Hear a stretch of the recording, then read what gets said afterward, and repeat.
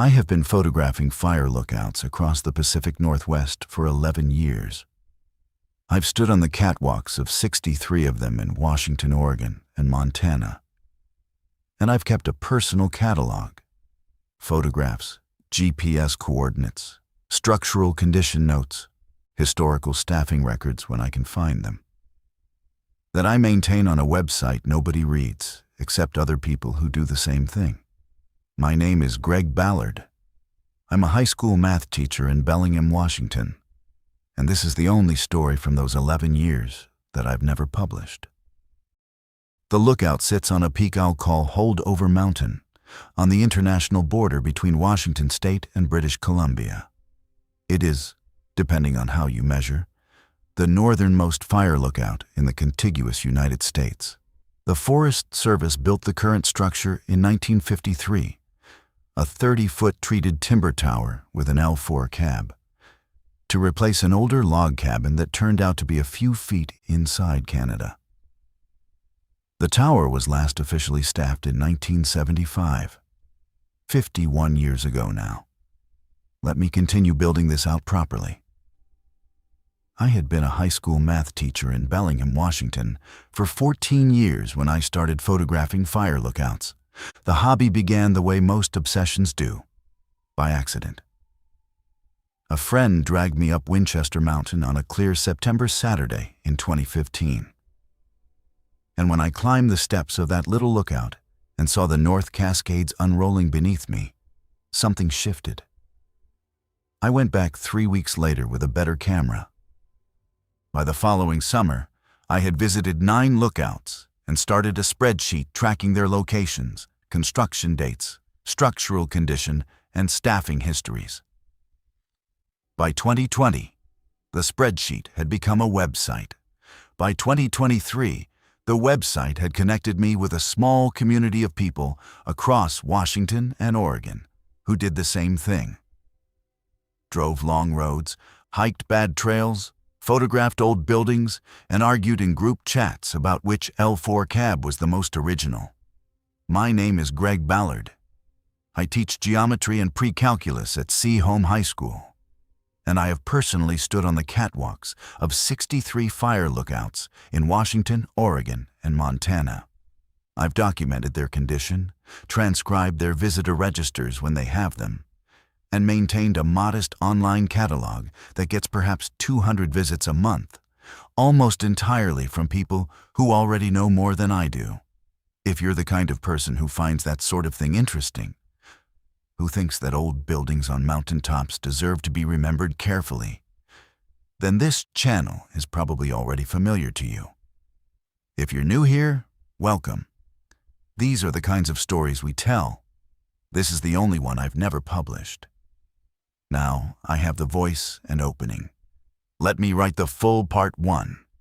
I had been a high school math teacher in Bellingham, Washington, for 14 years when I started photographing fire lookouts.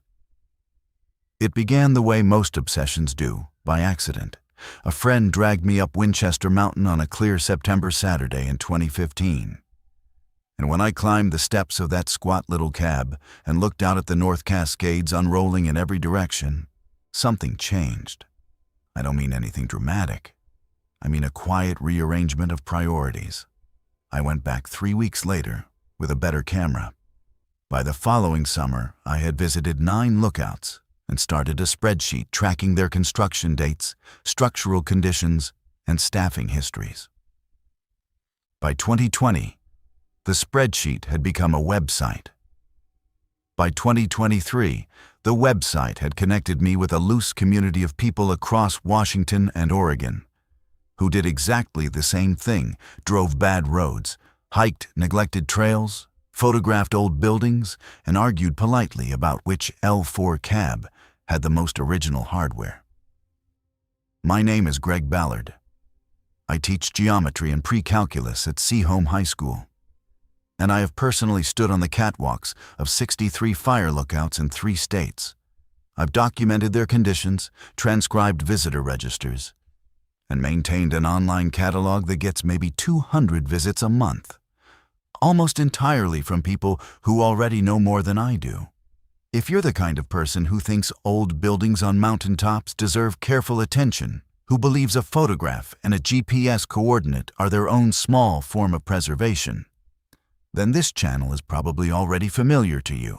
If not, and you appreciate this kind of story, I'd encourage you to subscribe. We document what we find, and we try to be honest about what we don't understand.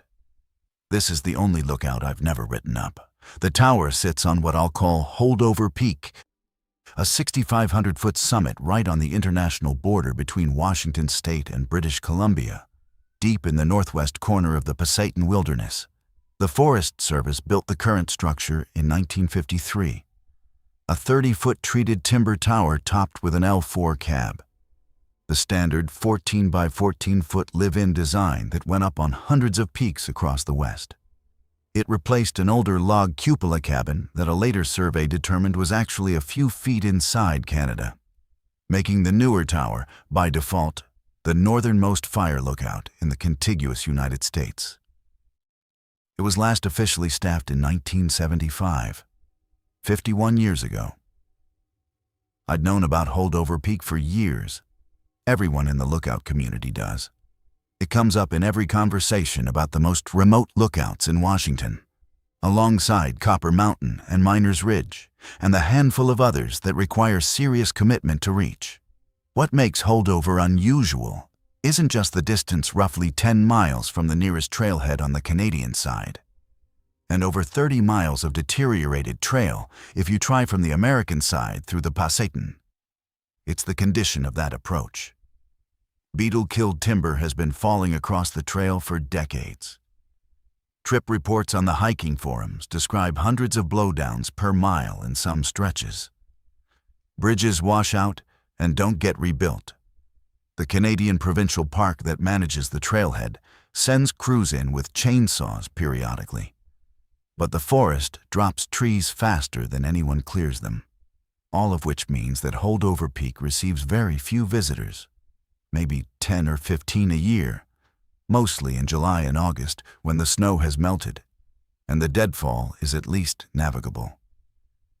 I'd tried once before, in September 2022, and turned around at mile 6 when the creek crossings got too deep after an early rain. I went home and put it on the list for the following summer. In July 2024, I finally organized a proper attempt. 3 of us drove up from Bellingham. Me, a retired surveyor named Dale Farnham, who had been visiting lookouts longer than I had, and a woman named Erin Saxby, who ran the most thorough fire lookout blog in the state and had personally documented more towers than anyone I knew. We crossed into Canada at Sumas, drove Highway 3 to Manning Park, and found the big empty parking lot at the trailhead just before noon. The hike in took us nearly 8 hours. The trail follows an old fire road up a valley wide enough to walk abreast in theory, but the blowdowns made it single-file obstacle course work for most of the distance. Every 100 yards, another beetle-killed pine or fir lying across the trail, sometimes head-high, sometimes at the ankles, often stacked 2 or 3 deep. We counted for the first 2 miles and then stopped counting. It was somewhere north of 80 per mile. Every downed trunk showed the blue stain fungus ring that marks beetle damage. The sapwood gone dark blue-gray in concentric bands that look almost decorative until you understand they're the signature of a forest dying faster than it can be cleared. Dale, who is 67 and moves at his own pace, kept a running commentary on the structural history of the trees as we climbed. He could identify the species and approximate age of each blowdown by the bark pattern and root plate size. Erin moved ahead, scouting the route and occasionally calling back trail conditions. I carried the camera gear and tried to keep my footing on the loose gravel beneath the deadfall.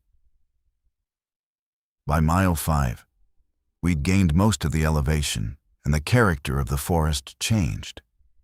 The trees thinned. Subalpine fir and white bark pine replaced the denser stands below. The blowdowns were less frequent, but larger old trees, some of them probably older than the lookout itself, lying across the trail with root plates taller than I am. We refilled water at a reliable creek crossing and kept climbing. I should explain what we expected to find. I've been inside dozens of abandoned lookouts. The condition varies, but there's a recognizable spectrum. At one end, you have the well-maintained ones, structures adopted by volunteer groups, cleaned annually, shutters repainted, visitor registers kept current. These are almost always within a reasonable day hike of a trailhead. At the other end, you have the truly abandoned ones, roofs caved in, windows shattered, catwalk railings rotted through, everything inside either stolen or decayed beyond recognition. Holdover Peak, given its remoteness and 50 years without official maintenance, should have been somewhere on the worse end of that spectrum. What I knew from the handful of photographs I'd seen online, most of them taken from the Canadian side by hikers who'd made the long approach, was that the tower was still standing, still roughly intact. One trip report from 2019 showed the L4 cab with its shutters closed but present, the timber tower legs still straight, the catwalk still attached. The older log cabin nearby, the one on the Canadian side, appeared to be in similar condition. People described staying overnight in the cabin, sleeping on the floor, noting mice. Nothing unusual. We cleared the last stretch of timber and came up onto the summit ridge just after 7 in the evening, with maybe 3 hours of light remaining. The border / the 20-foot wide strip of cleared trees that runs the length of the US-Canada border cut across the ridge like a surveyor's line, drawn in the actual earth. It was visible for miles in both directions. An unmistakable corridor of low brush and open sky running east and west across otherwise unbroken forest. The two structures stood near each other, separated by maybe 40 feet and split by the border. On the Canadian side, the 1930 log cabin, a dark, compact building with a cupola observation room on top, built of hand-hewn logs that had gone silver gray with age. On the American side, the 1953 tower, 30 feet of treated timber legs supporting the L4 cab, which from below looked like a small house perched on stilts. Between them, slightly closer to the cabin, sat a small grave marker. A wooden headstone, hand-carved, bearing an inscription that read, Poseidon Pete shot by L.A. Lyell, August 26, 61. Local lore said it marked the grave of a pack mule who'd broken a leg on the mountain.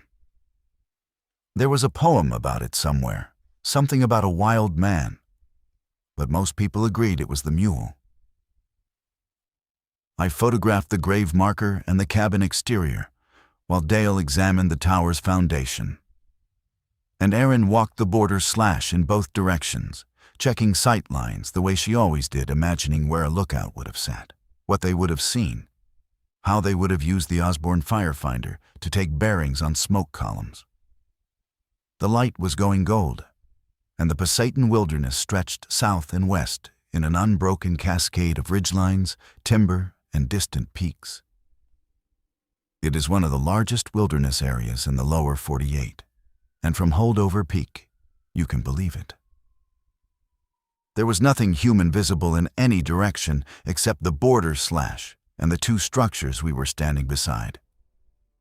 I climbed the tower. The ladder was bolted to the inside of the timber frame, standard L4 design. The rungs were solid.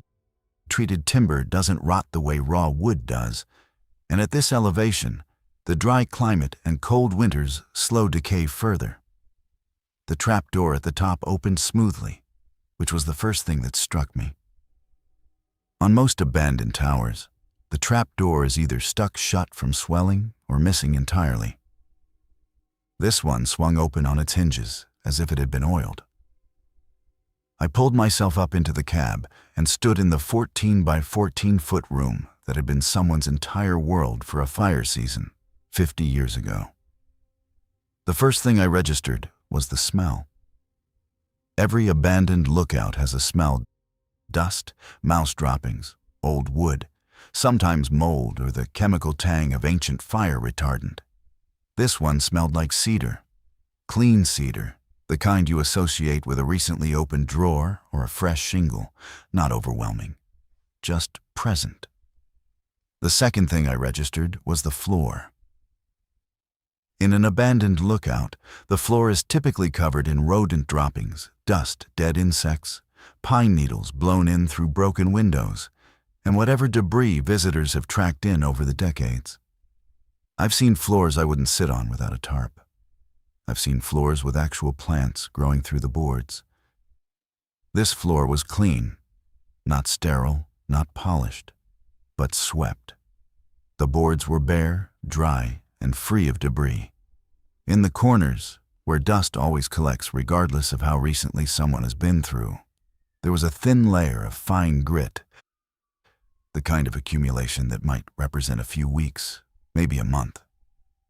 But the main area of the floor, the central space where a person would stand and move and live, was clean. I stood there for a long moment, not yet processing what that meant, just registering it. Then I looked at the windows. An L4 cab has windows on all four sides. The original design used heavy wooden shutters that could be opened from inside during the fire season and closed and latched from outside when the lookout was winterized. On most abandoned L4s, the shutters are either missing, broken, or permanently stuck. The glass behind them is usually broken, patched with plywood, or gone entirely. Every shutter on Holdover Peak was intact and functional. The glass behind them was present in all four windows, old glass, with the slight waviness of the original panes, but unbroken. And the northwest-facing window was propped open about 4 inches, with a small wooden wedge, letting in a current of cool evening air. I called down to Dale and Aaron. My voice sounded strange to me, not alarmed, just careful. "You should come up here." Dale came up first.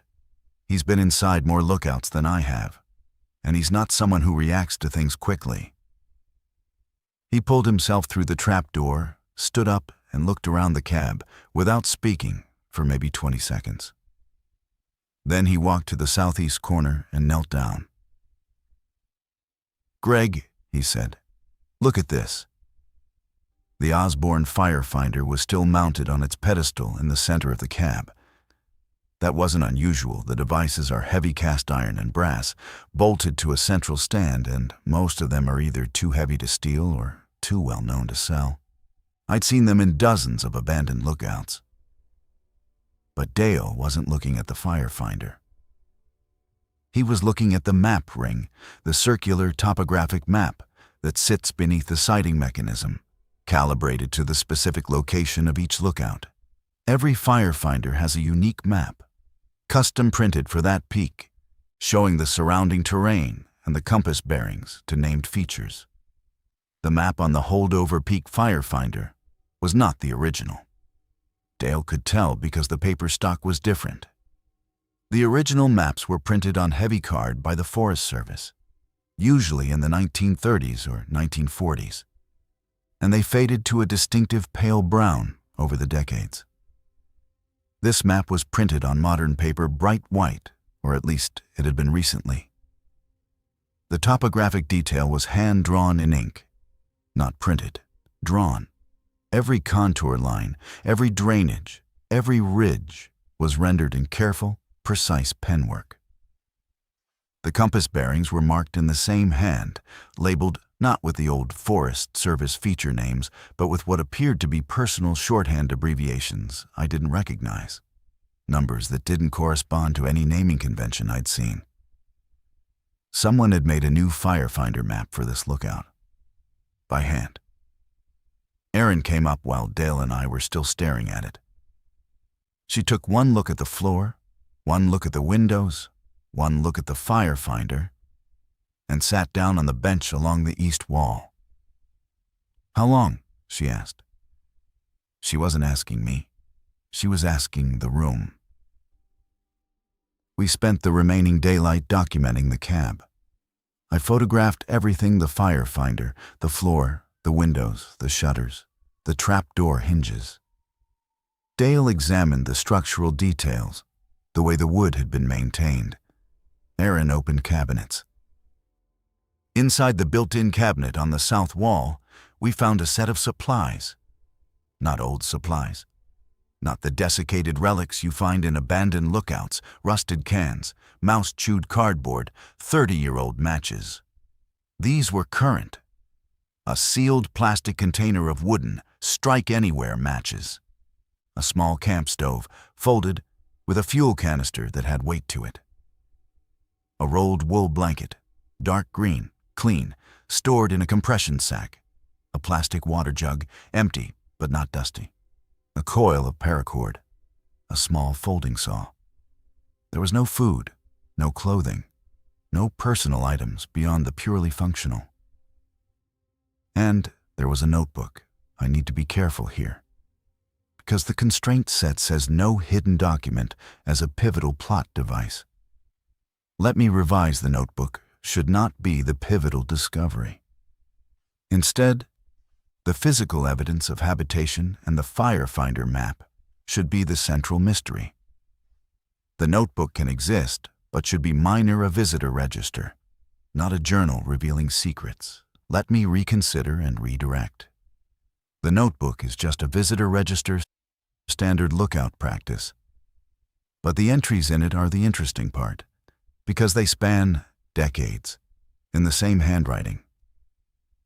And they're not personal accounts. They're fire observations, smoke bearings, weather notes, the kind of entries an active lookout would write. For 50 years. Actually, let me pull back from the notebook entirely and focus on the physical evidence and the eventual encounter. That's more original. Let me rewrite from Aaron opened cabinets and go a different direction. Inside the built-in storage cabinet on the south wall, we found a set of supplies. Not the desiccated relics, typical of abandoned lookouts: rusted cans, mouse-chewed cardboard, decades-old matchbooks. These were current. A sealed container of strike-anywhere matches. A compact camp stove with a fuel canister that still had weight. A wool blanket in a compression sack, clean and dry. An empty water jug, paracord, a folding saw. No food, no clothing, nothing personal. On the shelf beside the firefinder, a pair of binoculars. Nikon, older model, but well-maintained. The lenses were clean. The focus ring moved smoothly. Dale sat down on the bench and looked at me. "Somebody's working this tower," he said.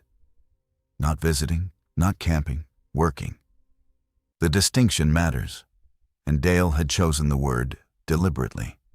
A visitor leaves food wrappers, scratches their name into the wall, spreads a sleeping bag on the floor, and leaves mouse droppings around it. What we were looking at was the infrastructure of a job. Binoculars positioned for use. A firefinder with a functional, updated map. Shutters maintained. Glass intact. A floor kept clean enough to live on. Someone had been staffing the holdover peak lookout unofficially, without authorization, without anyone's knowledge, and based on the condition of everything we were seeing. They'd been doing it for a very long time. Erin was the first to say what we were all thinking. "The map," she said. "That's not a season's work. That's years of observation. You don't draw bearings like that unless you've watched the landscape long enough to know where the drainages go in conditions the topo doesn't show." She was right. I'd looked closely at the hand-drawn map. The contour lines weren't traced from a printed source. They reflected the kind of detail you only get from direct observation over time. Small features were labeled that wouldn't appear on any standard map. A creek fork I couldn't verify. A bench that might correspond to a meadow we'd crossed on the way up, but was labeled with a single letter, M. A ridge to the southwest, marked with what appeared to be fire dates, 03, 06, 15, 18, which, if they were years, would suggest this map had been compiled over at least 15 years of observation. We camped that night on the summit, between the tower and the old cabin. The cabin was unlocked, its heavy doors swinging freely. And we looked inside. The log structure was in remarkable shape as well, dry and solid. But it felt less maintained than the tower. It had the patina of a building that gets occasional visitors. The tower had the patina of a building that gets a resident. I lay in my sleeping bag, watching the stars over the Poseidon, and thinking about what we'd found. The lookout community is small. We talk to each other. We share trip reports, photographs, condition assessments. If someone in our network had been maintaining this tower, we would have heard about it. The Forest Service occasionally partners with volunteer groups to maintain historically significant lookouts. But those partnerships are documented, celebrated, even they show up in press releases and volunteer newsletters. Nothing like that existed for Holdover Peak. The agency's own records listed the tower as unmaintained since 1975. And the handful of trip reports from hikers who'd made it to the summit over the years described exactly what you'd expect from an unmaintained structure. Deteriorating, but still standing. Interesting as a historical artifact, no mention of anything unusual.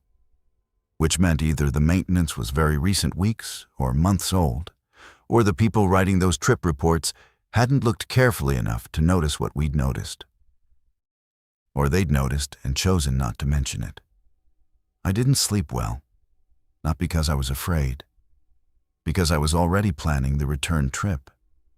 We hiked out the next morning, retracing our route through the blowdowns, and drove home. That evening, I uploaded my standard photographs, exterior shots, structural condition notes, the views from the catwalk to my website. I wrote the kind of brief description I always wrote: construction date, elevation, staffing history, trail conditions, approach logistics. I didn't mention the clean floor, the functional shutters, the hand-drawn firefinder map, or the supplies in the cabinet.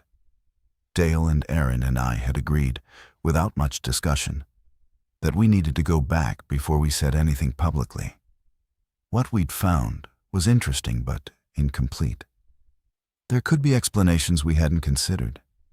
Maybe a volunteer group from the Canadian side was maintaining the tower informally. Maybe the provincial park staff had an arrangement we didn't know about. Maybe a particularly dedicated hiker had adopted the lookout as a personal project and was making the long approach every summer to sweep the floor and maintain the shutters. None of those explanations accounted for the firefinder map, but we wanted to be careful. 3 weeks later, in early August, I went back alone. Dale couldn't make the trip. His knees were giving him trouble after the first hike.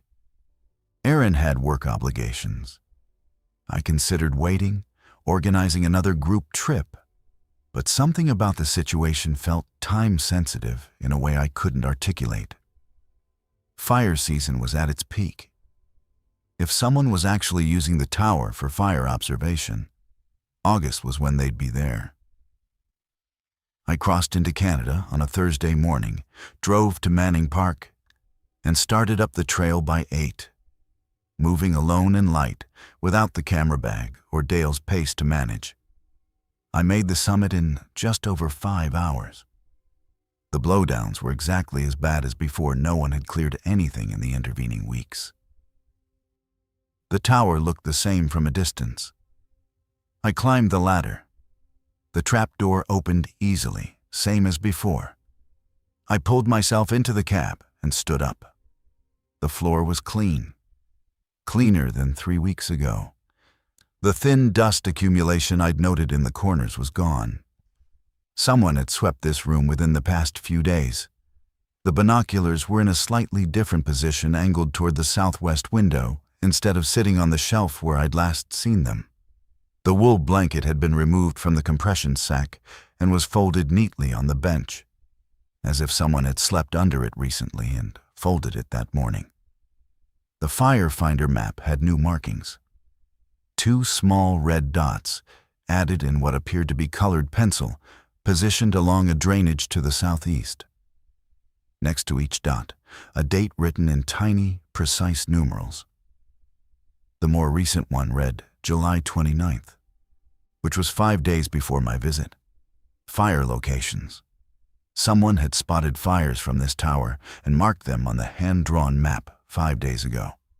I sat on the bench and looked out the southwest window. The Poseidon stretched away in its enormous, indifferent wilderness. The air had the hazy quality of a fire season afternoon, not smoke exactly, but the suggestion of smoke. The atmospheric thickness that comes from distant burns. From this elevation, on a clear day, a person with good binoculars could see 100 miles. On a day like this, maybe 60 or 70. Enough to spot a smoke column from a lightning strike long before it grew into something anyone on the ground would notice. I realized I was sitting in what was functionally an active fire lookout. Not historically, not symbolically. The tower was being used right now, in this fire season, by someone who was spotting fires and recording their locations with the same basic methodology the Forest Service had used since the 1930s. The equipment had been updated binoculars instead of the old fixed-mount telescope, a hand-drawn map replacing the original printed one, but the procedure was identical. Observe, mark the bearing, record the date. The question was who, and whether they were doing any good. Because here's the thing about fire lookouts that most people outside the system don't understand. The observation is only useful if it goes somewhere. A staffed lookout reports to a dispatch center. The dispatcher cross-references the bearing with readings from other lookouts to triangulate the fire's location. A crew gets mobilized. The whole system depends on communication, on the observation entering a chain that leads to action. A person sitting alone in an unstaffed tower, marking fires on the map no one else will see, is performing the ritual of fire detection without the mechanism that makes it matter. Unless they'd found another way to make it matter. I spent the afternoon in the cab, examining everything more carefully than I had the first time. With Dale and Aaron, we'd been thorough but also social talking, comparing notes, dividing our attention. Alone, I could be systematic. The shutters had been maintained with some kind of wood preservative.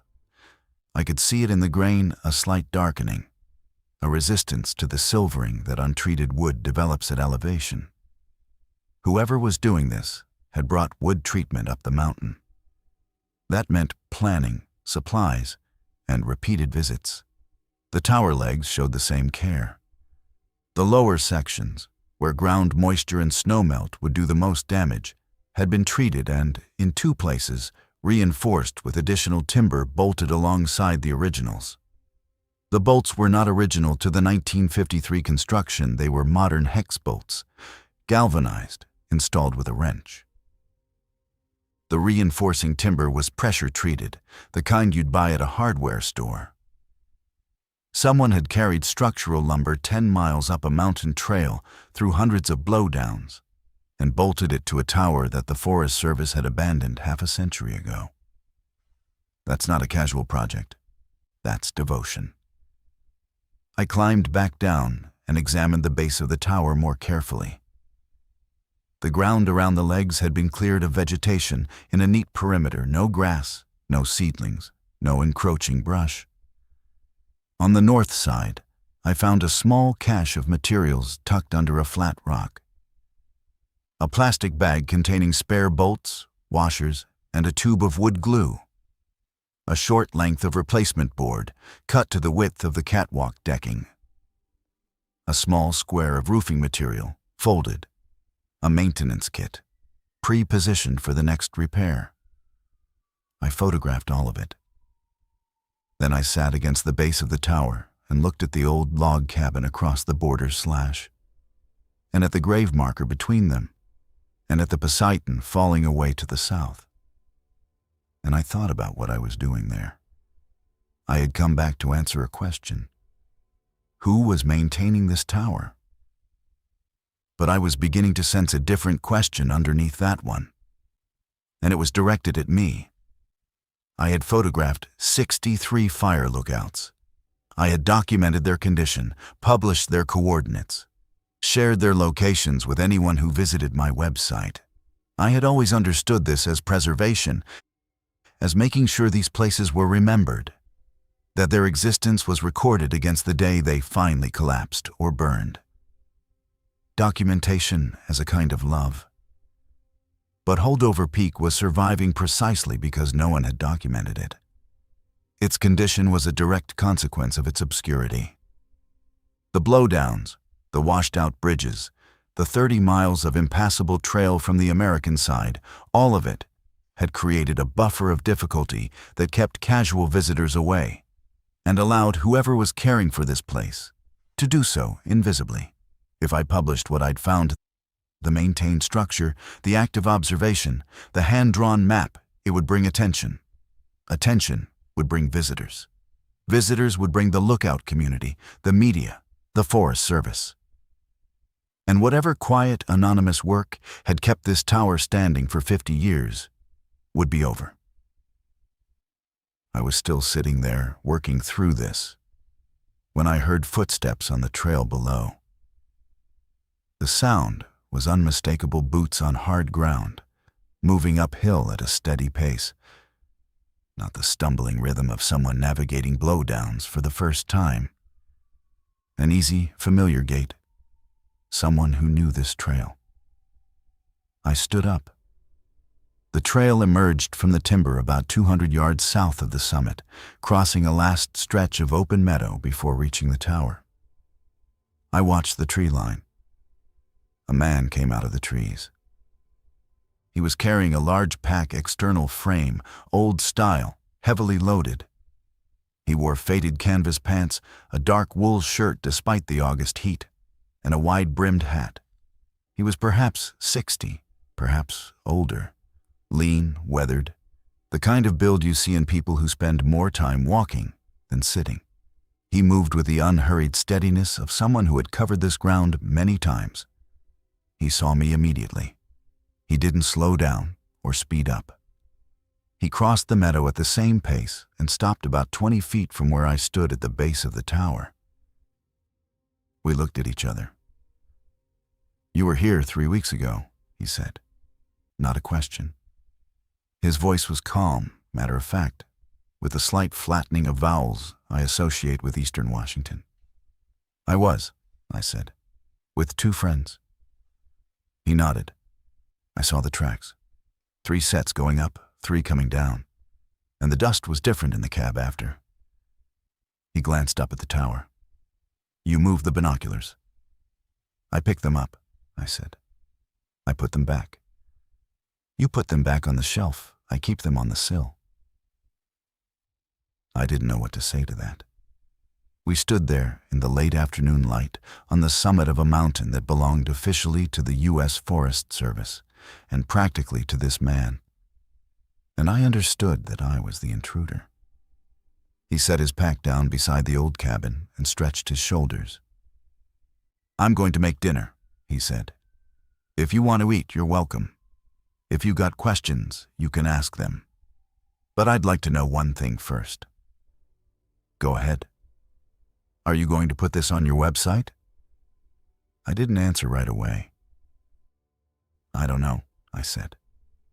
He looked at me for a long moment, the kind of assessment you might give a dog that had followed you home, not hostile, not afraid, just deciding whether you were going to be a problem.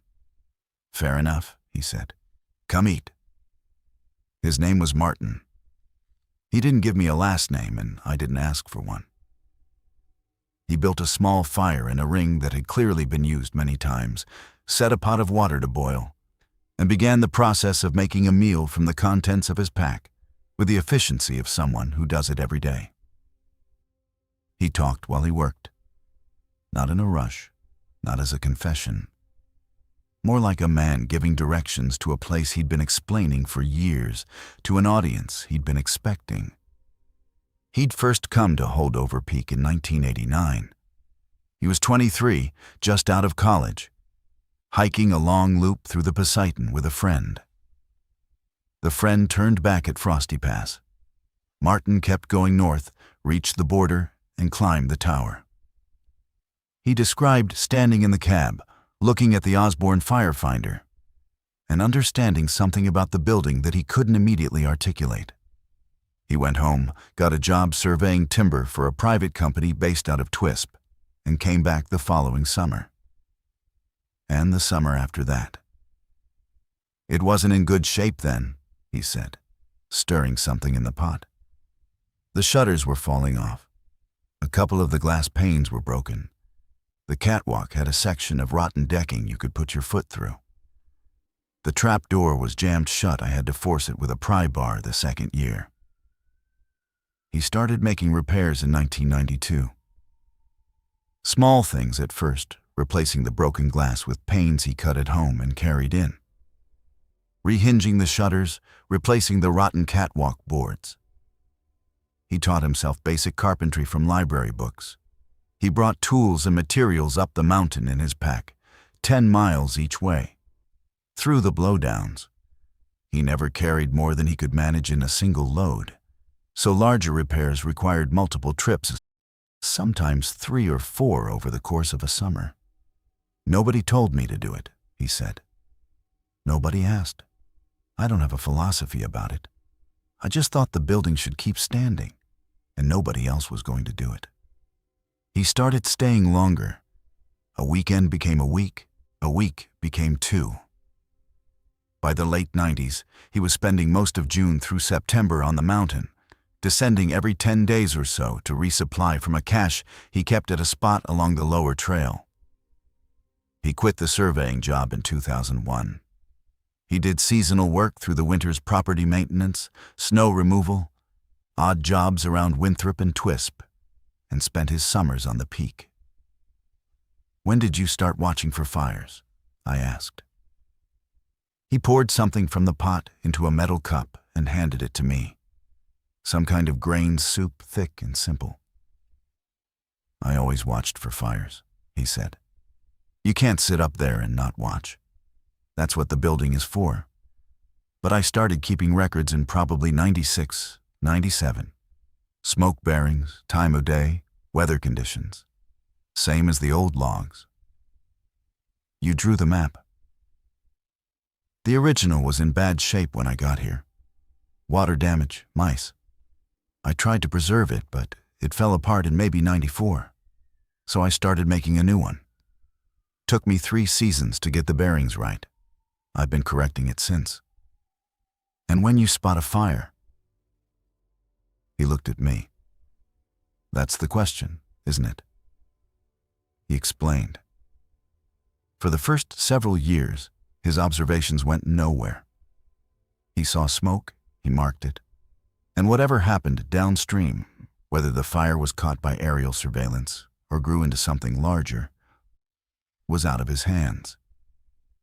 He had no radio, no satellite phone, no way to communicate with anyone from the summit.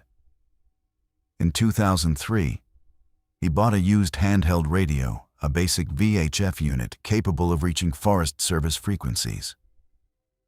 He never identified himself. When he saw smoke, he transmitted the bearing and approximate distance on the regional dispatch frequency, using the format he'd learned from an old fire lookout handbook he'd found in a used bookstore in Omak. Bearing, distance, estimated size, drift direction. They'd hear it, he said. I don't know what they thought. Maybe they figured it was a ham operator on a ridge somewhere, or a hunter. I never gave a call sign. I just transmitted the observation and turned off the radio. Did they respond? Sometimes they'd acknowledge. Most of the time, nothing. but I could see the aircraft. If I reported smoke to the southeast, and an hour later a spotter plane flew southeast, I figured it worked. How often? He thought about it. Over the years, maybe 40 times I reported something. Probably half of those, I saw follow-up air resources or ground crew movement in the right direction. The other half, I don't know. Could be they already had it. Could be they didn't hear me. Could be they heard me and ignored it. He paused. Could be a few of those fires got caught early because someone was watching from a peak nobody knew was staffed. I let that sit. The soup was better than it had any right to be. The light was fading. The border slash was visible as a pale stripe across the darkening ridgeline. "Martin," I said, "have you been doing this for 35 years? 36 this summer. And nobody knows?" A few people have come through, not many. Most of them are hikers who are too tired from the blowdowns to pay attention to the details. A couple have noticed things. One guy in maybe 2011 asked me straight out if I lived here.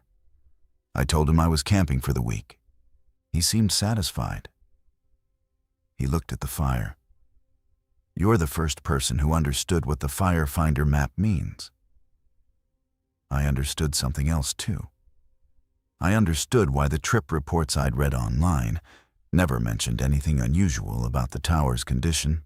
The people who'd made it to Holdover Peak, the rare, determined few who pushed through 30 miles of Pasayten Trail or navigated the blow-down choked approach from Canada were, almost without exception, the kind of people who would look at a well-maintained lookout and feel grateful rather than suspicious.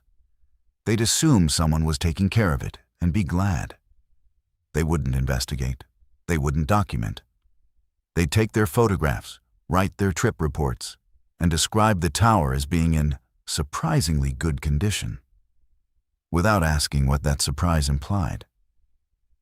I had nearly done the same thing.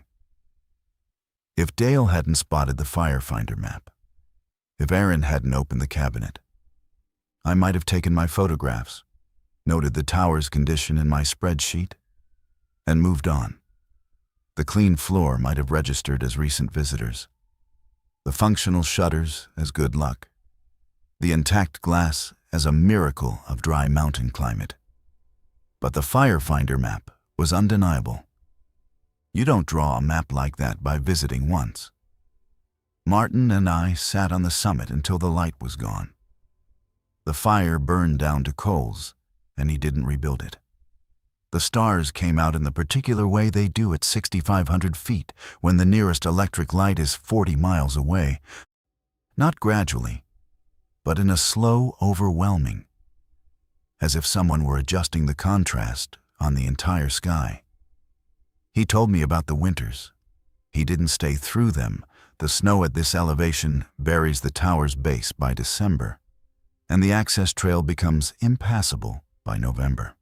Each fall, usually in late September, he winterized the cab the same way the Forest Service had done it in the 1950s and 60s. Shutters closed and latched from outside, trapdoors secured, supplies cached in waterproof containers inside the cabinet. The binoculars came down with him. They were the only thing he took. Everything else stayed. "What's the earliest you've come back in spring?" I asked. June 2nd, 2017. Still had to post-hole through snow the last mile and a half. Most years it's mid-June before I can get in. Some years the snow holds into July on the north face, and I have to approach from the south ridge instead, which adds about 2 miles. And the first thing you do? Open the shutters, sweep the floor, check the structural repairs from the previous season. If anything's shifted over the winter, the freeze-thaw cycle works on the joints. I note it and plan the fix. Then I set up the firefinder and start watching. I asked him how he funded his life. He was direct about it. He owned a small house in Twisp that he'd bought in the mid-90s when prices in the Methal Valley were still reasonable. He rented it out during the summers and lived in it during the winters. working seasonal jobs, property maintenance, firewood cutting, occasional carpentry for a contractor who didn't ask questions about where Martin disappeared to every June. He had no debt, no dependents, modest expenses. The economics of his life were organized entirely around getting back up the mountain. "Do you ever think about what happens when you can't make the hike anymore?" I asked. He didn't answer that one right away. He picked up a stick and pushed at the coals. "Every year," he said. I slept that night at the base of the tower, on the American side of the border. Martin slept in the cabin on the Canadian side, which he said he preferred because the log walls held warmth better. Sometime in the middle of the night, I woke up and looked at the tower above me. The dark geometry of the timber legs, the L4 cab silhouetted against the stars. No light inside, and I had the peculiar sensation of looking at a building that was both abandoned and inhabited. A place that the official record said was empty, and that one man's life said was full. In the morning, Martin was already up. I could hear him in the tower, the creak of the trap door, the scuff of boots on the cab floor, a window being opened. I climbed the ladder and found him standing at the fire finder, binoculars in hand, scanning the southeast horizon. The morning air was clear. Visibility was exceptional. The haze from the previous afternoon had settled overnight, and the Pasaitan revealed itself in sharp detail, every ridge, every drainage, every patch of timber rendered in the hard clarity of early mountain light. "Anything?" I asked. "Nothing new. There's a fire about 25 miles south-southeast that's been burning for a week. It's in a drainage, not going anywhere." He pointed. I looked through the binoculars and could just make out a thin column of white-gray smoke, barely distinguishable from the morning mist pooling in the valleys. "Is that one of the red dots on your map?" The further one, spotted it July 23rd, called it in that evening. And the other dot, lightning strike on a ridge top, July 29th. Small, maybe a quarter acre when I reported it. I checked the next morning and it had gone out on its own. The duff up on those ridges is thin, not much to carry. I watched him work. That's the only word for it. He moved around the cab the way a person moves around an office they've occupied for decades, reaching for things without looking, positioning himself at the windows in a sequence that was clearly habitual, checking sectors of the horizon in an order that made spatial sense given the fire history he'd observed. He wasn't performing for me. He wasn't explaining. He was doing his job. After about 20 minutes, he put the binoculars down and sat on the bench. "I want to ask you something," he said, "and I'd like an honest answer." "All right." "What do you think you're preserving? With your website? With your photographs? The 63 lookouts?" I had an answer to that question. I'd been giving versions of it for years to my wife, to friends who didn't understand the hobby, to the occasional reporter who found my website and wanted to write a human interest piece about the weird math teacher who spent his summers climbing abandoned towers. The answer was about history, about architecture, about the fire detection system that built the modern West, about making sure these structures were remembered. But sitting across from a man who had spent 36 years physically maintaining one of them, the answer felt thin. "I'm making a record," I said, "so that when they're gone, there's evidence they existed.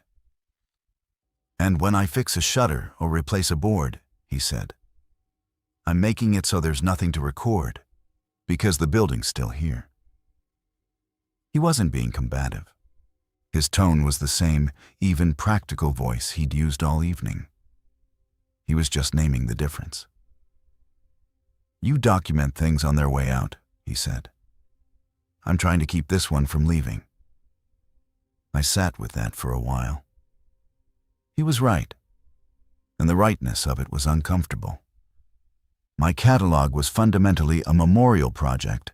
I was photographing buildings in various states of decline, noting the progression of their deterioration, creating a record for some imagined future researcher who would want to know what had stood on these peaks. The photographs I was proudest of were almost always the ones that showed decay most beautifully, a shutter hanging by one hinge, the grain of the wood silvered and split, a broken window framing a perfect view. There was an aesthetics of loss built into everything I did, and I had never examined it until a man who actually prevented loss asked me what I thought I was accomplishing. "There are people who do both," I said. "The volunteer groups, the restoration projects. They maintain the lookouts and document them." "Sure. And those lookouts are on mountains you can reach in a day hike. They've got volunteer coordinators and tool caches and Forest Service agreements. They hold work parties on weekends and everybody feels good about it." He paused. "I'm not criticizing that. That's good work. But this one is 30 miles from the nearest road on the American side. No trail crew has been in here since the 70s. No volunteer group is going to carry lumber through 2,000 blowdowns. This one survives because one person decided it would and kept deciding it every year for 36 years. And because nobody knows about it," I said. "That's part of it. If I publish what I've found, that changes. Yes, more people come. The Forest Service finds out someone's been maintaining a structure on their land without authorization.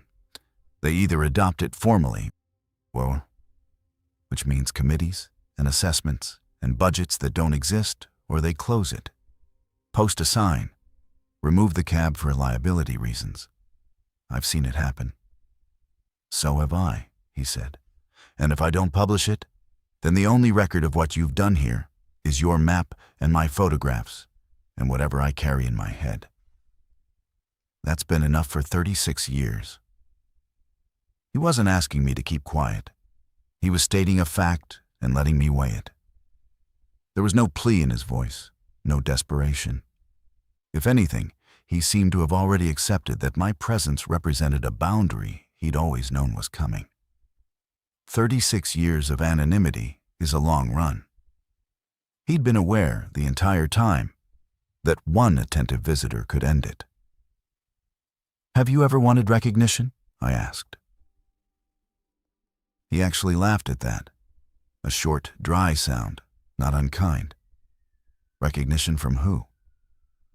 "I don't need the Forest Service to tell me the building is still standing. I can see it's still standing. The building is the recognition." We spent the rest of that morning on the summit together. He showed me the structural repairs he'd made over the years, pointed out each replaced board, each reinforced joint, each section of catwalk he'd rebuilt. The work was not professional grade in the way a licensed contractor would define it, but it was consistent, careful, and effective. He'd kept the building standing through 36 winters of freeze-thaw, snow load, wind, and the slow accumulation of damage that altitude inflicts on wood. A few of his repairs were ingenious. He'd fabricated custom brackets from flat steel stock to reinforce a joint where the original hardware had corroded, and he'd devised a drainage channel on the catwalk to direct snowmelt away from a vulnerable section of the foundation. Things a person figures out by watching a building for decades and paying attention to where the water goes. I asked him about the grave marker, Poseidon Pete. He said it was there when he first arrived. A pack mule, as the story went. He'd replaced the original marker in 2008 when it finally rotted through, carving a new one from a piece of cedar he'd carried up, copying the inscription as faithfully as he could. He'd replaced the grave marker.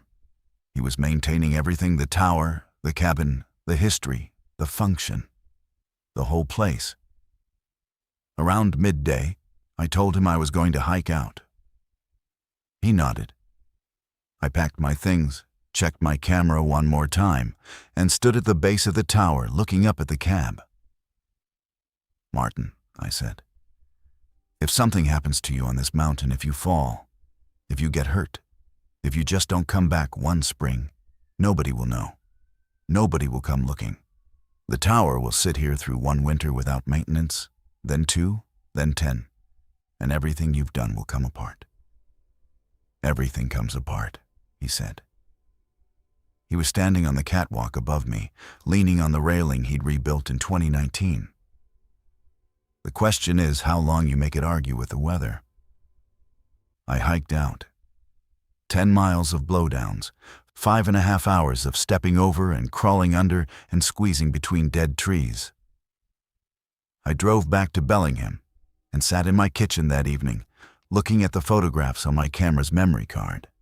The exterior shots, the structural details, the firefinder map, the supplies in the cabinet, the view from the catwalk at sunset.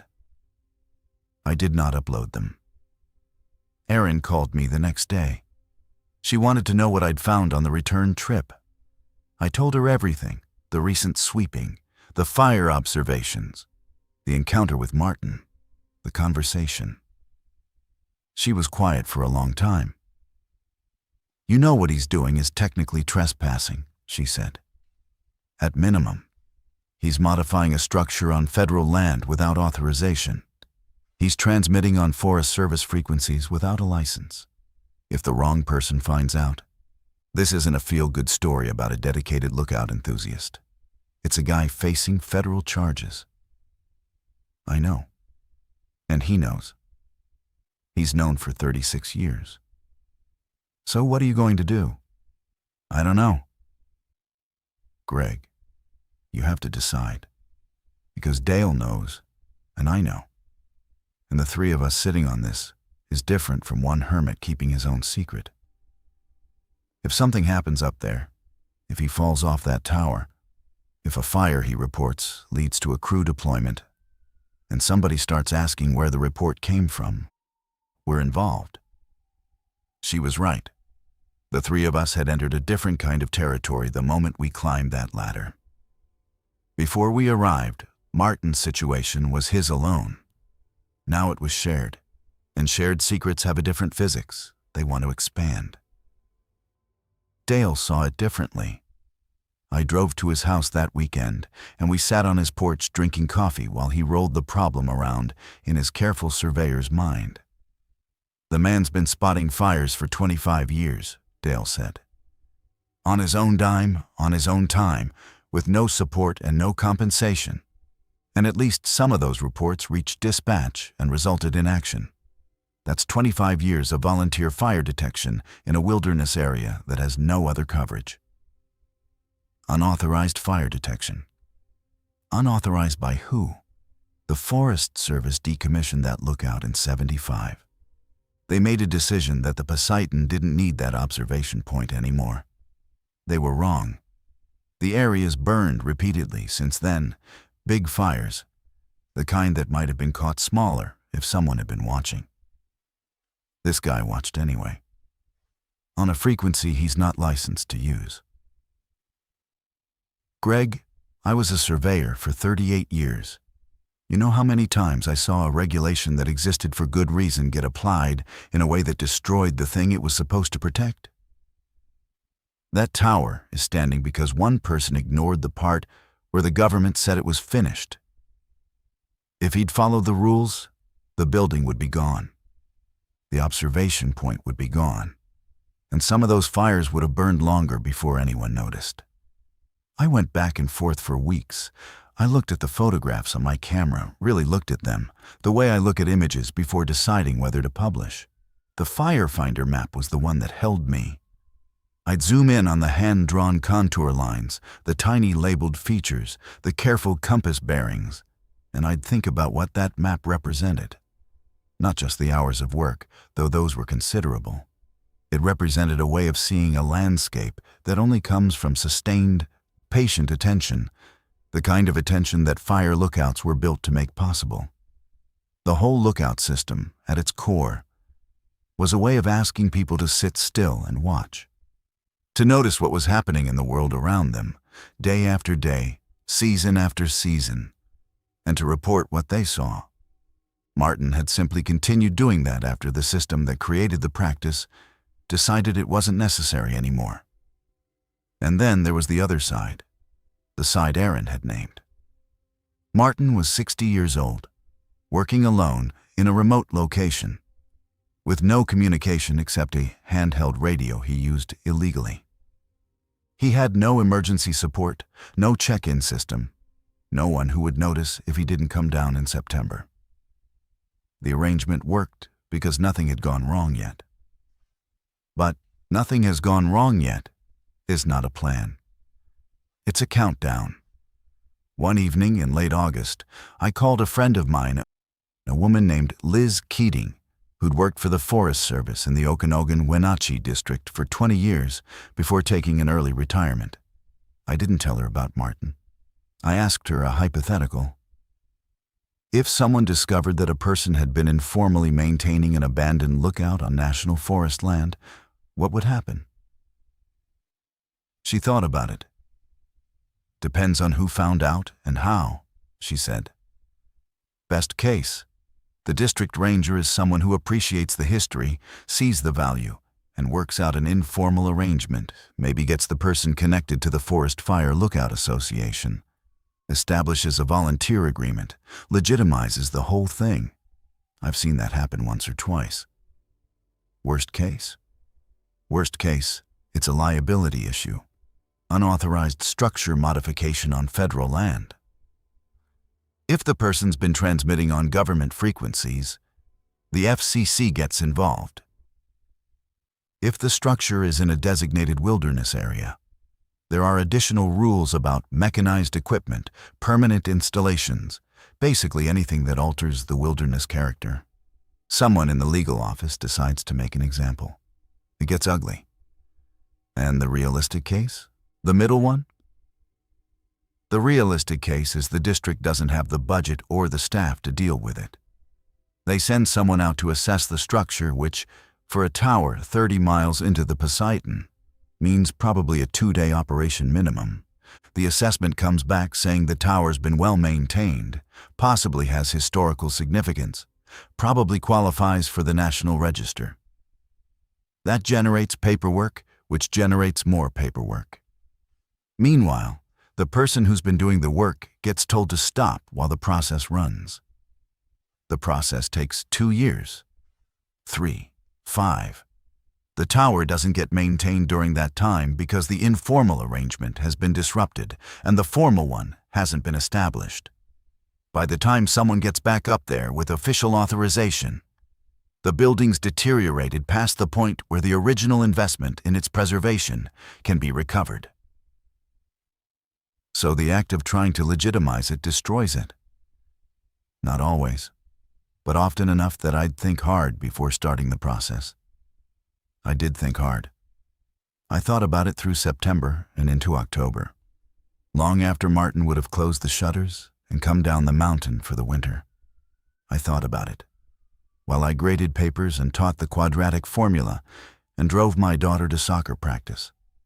I thought about it every time I opened my Lookout website and scrolled past the entry for Holdover Peak, the standard entry, the one with the exterior photographs and the construction date and the staffing history, the one that said nothing about what was actually happening there.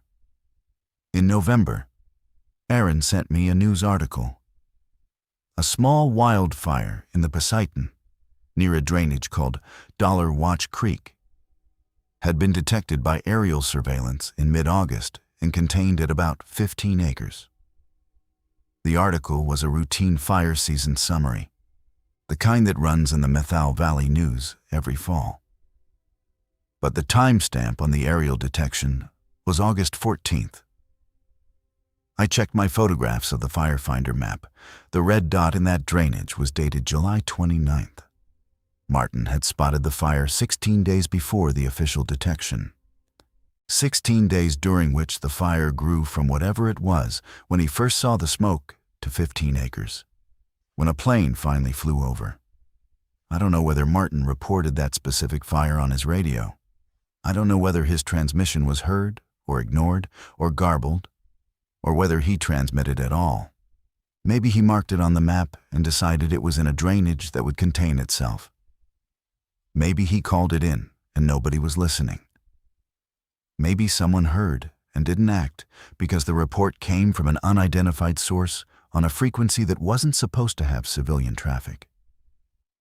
But I know the fire burned for 16 days before anyone with authority acknowledged it existed. And I know a man on a mountaintop saw it on the first day. That was the detail that kept me up. Not the tower, not the maintenance, not even the question of legality or liability. It was the gap. 16 days of fire, burning in a wilderness, because the observation system had been dismantled, and the only person still observing had no legitimate way to make his observation count. I talked to my wife about it. Claire teaches English at the same high school. She's a careful thinker, better with ambiguity than I am, which is probably what you'd expect from someone who reads novels for a living, while her husband reads spreadsheets. "You're framing this as a problem with two solutions," she said. "Tell or don't tell. But those aren't the only options." What are the others? Go back, talk to him again. Not to decide what to do about him, to decide what to do with him. There's a difference. I spent the winter thinking about that distinction. By spring, I had a plan tentative, probably naive. But at least it wasn't binary. I would go back in the summer. I would bring Dale and probably Aaron. I would talk to Martin not about exposure or secrecy, but about continuity. About what happens to the tower when he can't make the hike anymore. About whether there was a way to build a bridge between what he'd been doing alone and what might outlast him, without destroying the thing in the process. It was a teacher's instinct, I suppose, believing that the right conversation can change the trajectory of a problem. Maybe it can. Maybe it can't. I went back in July 2025. Alone at first, despite my plan. Claire asked me why, and I told her the truth. I needed to see him again before I brought anyone else. I needed to know the tower was still there, and he was still there, and everything I'd experienced the previous summer hadn't been exaggerated by a year of thinking about it. The drive to Manning Park, the parking lot, the trail, the blowdowns. Worse than the previous year, a windstorm in October had toppled another wave of beetle-killed trees across the upper section. And I counted places where the trail was simply buried under stacked timber for 50-foot stretches. I climbed over, crawled under, detoured through brush. 7 hours to the summit. The tower was there. The shutters were open. The border slash cut its pale line across the ridge. The grave marker for Passaitan Pete stood between the two structures, the cedar fresh enough that I could tell Martin had sanded and re-oiled it over the winter. I climbed the ladder. Trapdoor swung open. The cab was as I remembered it. Clean floor, binoculars on the sill. Firefinder map with new markings, a full season's worth of observations from the previous summer. Each fire noted with a red dot and a date. The wool blanket was folded on the bench. But Martin wasn't there. His pack wasn't at the cabin. No fire ring coals, no pot, no cup. The supplies in the cabinet were unchanged from the previous August, the same matches, same stove, same fuel canister. Everything positioned for arrival, but not yet used. It was July 10th. Based on what Martin had told me, he usually arrived by mid-June. I waited for 2 days. I set up my tent between the tower and the cabin, spent the mornings in the cab watching the horizon, the way I'd watched him do it, and spent the afternoons walking the summit area, examining the tower's condition, looking at the border slash, reading the grave marker. I scanned the trail to the south a dozen times an hour, watching for movement in the tree line. He didn't come.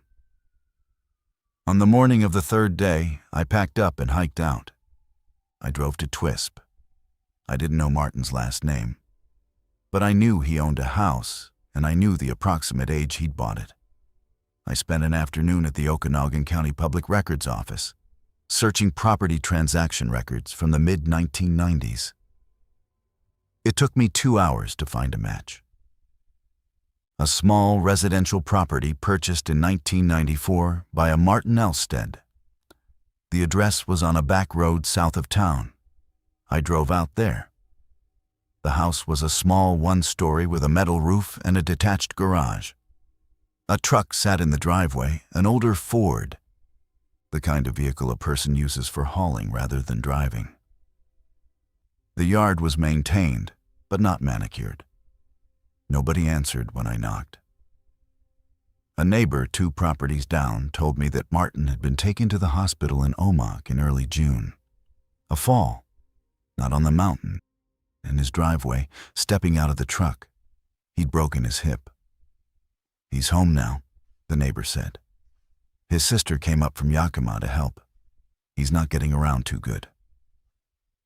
I found him on his porch that evening, sitting in a folding chair with his left leg extended and a cane leaning against the railing. He looked smaller than I remembered. A man at rest who was built for motion. He recognized me immediately. "Tower's open," he said. "I can't get up there this year." "I know. I was there." "Did you open the shutters?" I hadn't. The shutters had already been open when I arrived, which meant either someone else had opened them or Martin had arranged for it before his injury. I told him this. "I called BC Parks in May," he said. "Asked them to send their trail crew up early. Told them I was a hiker who wanted to visit in June and wanted to know the conditions. I figured if they sent the crew, they'd open the cabin at least. The tower shutters have a latch you can reach from the catwalk without going inside. Someone must have opened them. Or the wind had worked them loose over the winter. Or a visitor had gotten there before me. I didn't know, and Martin didn't either. He was speculating about his own mountain from a porch chair 100 miles away, and the frustration in his voice was barely contained. "How bad is the hip?" I asked. "Bad enough. Doctor says full recovery is 6 months, maybe more at my age. I won't be carrying a pack this summer." "And next summer?" He looked at the mountains to the west. "I don't know." We talked for a long time. Not about the tower at first, about the winters in the valley, about his sister, about the small indignities of recovery. Then, gradually, back to the tower. He asked me about the condition of the structural repairs, the state of the catwalk, whether the firefinder map had survived the winter intact. I told him everything I'd observed. He listened with the focused attention of a doctor hearing a patient's symptoms, cataloging, assessing, prioritizing. "The northwest leg," he said. "I reinforced it in 2022, but the bolts were already showing corrosion last fall. If nobody addresses it this year, the freeze-thaw will get into the joint over the winter. By next summer, that leg will be compromised. The whole tower's weight distribution depends on 4 good legs." "Martin." "What?" "I can carry bolts." He looked at me. "I can carry bolts and a wrench and wood treatment. I can't carry lumber. I don't have your back or your stubbornness, but I can carry maintenance supplies. And I can take photographs that are actually useful. Detailed condition shots of every joint, every repair, every section of catwalk. The kind of photographs that would let you direct the work from down here if you had to." "You don't know what you're offering." "I'm offering to help keep a building standing." "You're offering to become the kind of person who keeps a secret. That's different from what you do." He was right. It was different. My entire practice, the website, the catalog, the community, was built on the principle that information should be shared, that documentation was preservation, that the more people who knew about a place, the better its chances of survival. Martin had spent 36 years proving the opposite, and now I was volunteering to cross from my side of that line to his. I went back to Bellingham and told Dale and Aaron what I'd found. Martin's injury, the unattended tower, the corroding bolts on the northwest leg. Dale, who had replaced more fence posts and property markers in his career than he could count, immediately began calculating the weight of the necessary hardware and whether his knees could handle the approach. Aaron was quieter. "You're not going to write about this," she said. It wasn't a question. "No. And you want us not to write about it either." "I'm asking. For how long?" I didn't have an answer. How long does a secret last? As long as the people keeping it agree to keep it. As long as the reason for keeping it still holds. As long as the building stands. Dale went with me in early August. We drove to Manning Park, hiked in 9 hours with the hardware in our packs, and spent 2 days on the summit. I replaced the corroding bolts on the northwest leg with the galvanized ones Martin had specified. Dale, whose knees performed better than he'd predicted, repaired a section of the catwalk railing that had loosened over the winter. We treated the exposed wood on the lower tower sections. We swept the cab. We cleaned the firefinder. Before we left, I stood at the firefinder and looked through the binoculars at the southeast horizon. The air was hazy. Fire season. Somewhere out there, fires were burning that no one was watching from this peak for the first time in 36 years. Dale was on the catwalk behind me. "You going to start spotting fires now too?" he asked. "No," I said. I wouldn't know what I was looking at. Neither did he the first year. I put the binoculars down. We hiked out. We went home. I updated the holdover peak entry on my website with new photographs. Exterior only. Structural conditions satisfactory. No mention of the repairs we'd made. No mention of Martin. No mention of the firefinder map or the supplies or the 36 years. That was 11 months ago. Martin's hip healed slower than the doctor predicted. He walked with a cane through the fall and into the winter. By spring of this year, he was moving better, but he told me on the phone in April that he wasn't confident about the blowdowns. "I can hike 10 miles on a trail," he said. "I can't climb over 600 trees." I told him Dale and I would go up in July. We'd do the maintenance, take the photographs, report back.